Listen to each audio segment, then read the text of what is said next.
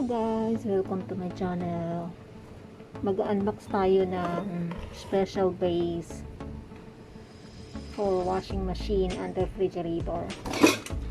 Tapos i-assemble din natin. So, may kailangan ng base sa washing machine and sa ref. Kasi meron na siyang gulong guys, hindi na mas madali nang ilipat yung washing machine or yung refrigerator. Hindi na ganun kabigat kasi meron na siyang gulong. Ayan, hindi na ganun kabigat ang paglipat ng mga appliances na mabibigat. So i-unbox natin. Ito medyo nasira yung box ng dineliver. Ito from Lazada. So, multifunctional movable type, special base for washing machine and refrigerator.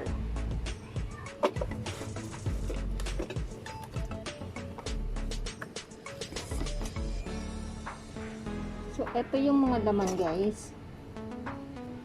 So, may apat na parang triangle. Size apat. Apat yung gulong.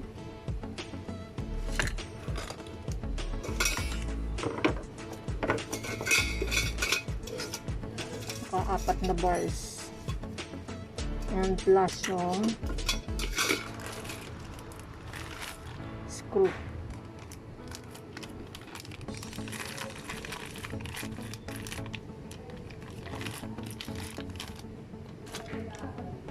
So wala siyang manual guys. So first, ilalagay muna natin itong lock ng screw dito guys. Dito sa block. Insert natin yan.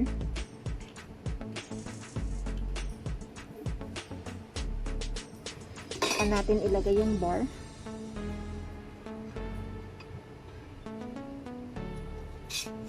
Insert. And then ilagay natin tong screw nya, pero wag niyo munang i-lock para lang siyang naka-loose dyan, para mamaya mas madaling i-adjust. Ayan. So na-loose lang,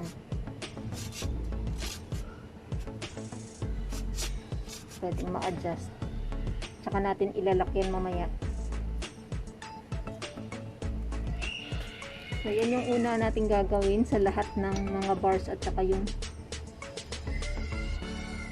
block triangle na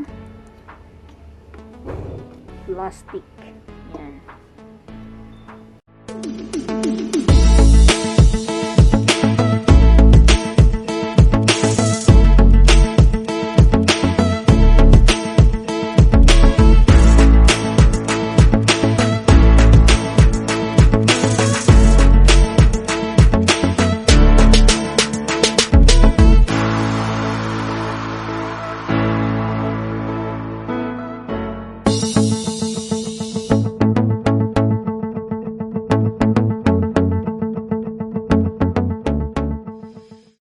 Madali itong ilagay yung ilagay muna yung lock ng screw bago i-insert yung bar, kasi para hindi mahirap ilagay.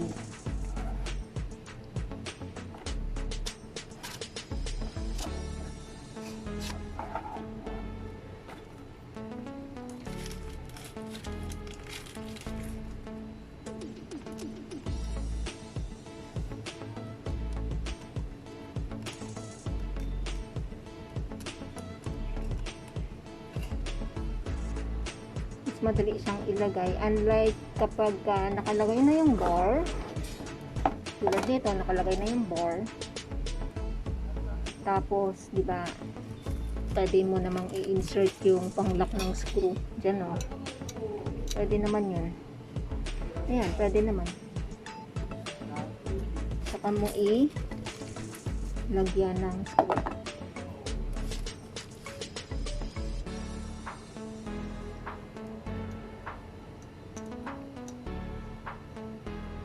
pwede naman yun.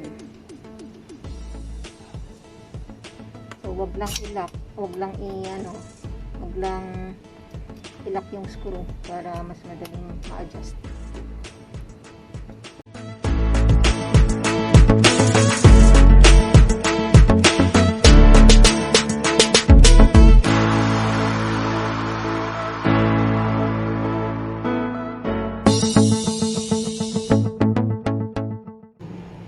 Kasi pag ganyan guys, yung ginawa natin, nakalagay muna yung bar bago ilagay yung panlock ng screw, may tendency na mag-stuck up dyan. Mahihirapan tayo, hindi siya bababa dun sa ilalim. Ayan, wala pa sa dun, so medyo mahirap siya. So unlike nung ilagay natin, tanggalin muna natin yan, tapos tsaka natin ilagay yung panglock ng screw, tsaka natin i-insert yung ayan, kasi naka-adjust na agad. Tsaka natin ilagay yung bar para hindi mag-stuck up kasi nakalagay na siya. So ayan, andun na siya, ready na siyang lagyan ng screw.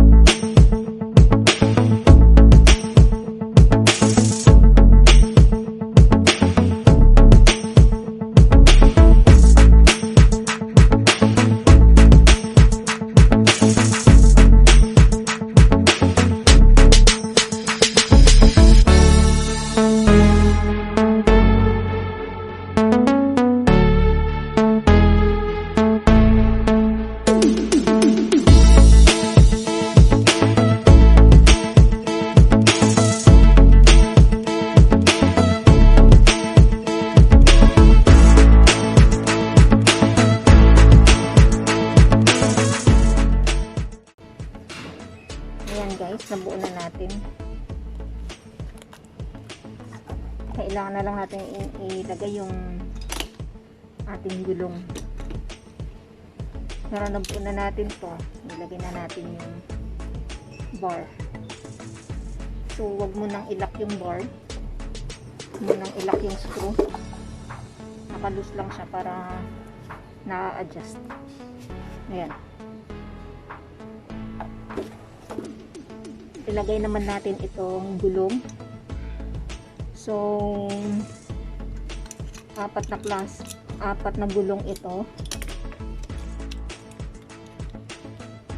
So kung mapapansin nyo, merong gulong na walang lock at merong dalawang gulong na may lock. Ito,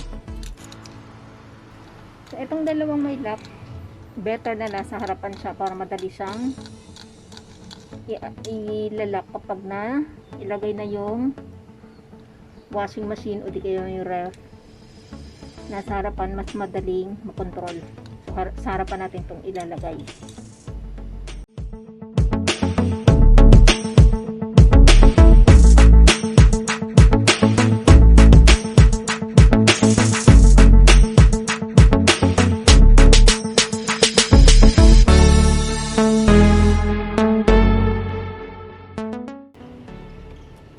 Kailangan na natin dito ng screwdriver, unlike kanina kasi may sarili siyang hawakan.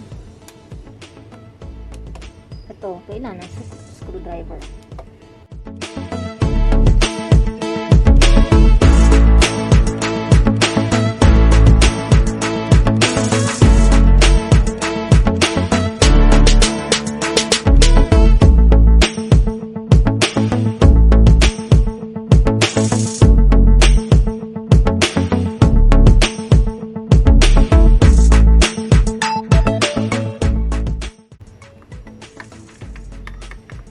So, ayan. Ito, naka-unlock. Pero pag pinihit mo yung ganyan, malalak siya. Hindi siya iikot.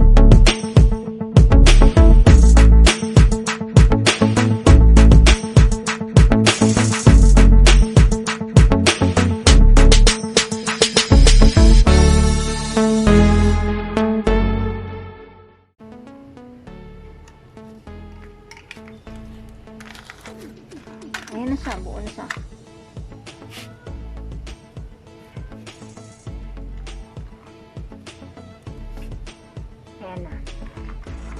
Buo na siya. Ayan.